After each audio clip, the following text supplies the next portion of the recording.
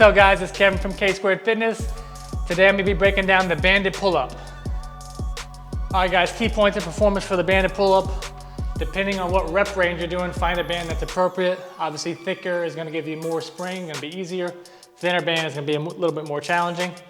So anytime you get in here, for a pull-up, it means palms facing away. Gonna be just outside your shoulder distance. Look at my rib cage, get in the habit of pulling your ribs down. Always ribs down, glute squeeze. If you do that, that means you got a hollow body right here. Glutes are tight, toes are out in front. A good little trick is when you get to the top of the bar, look down at your toes. That'll keep you into a strong hollow body position. Notice every rep, my arms are locked out, and if this band wasn't here, I'd be pushing my head through so you can see my ears. Lock out. That's the banded pull-up. Get after it.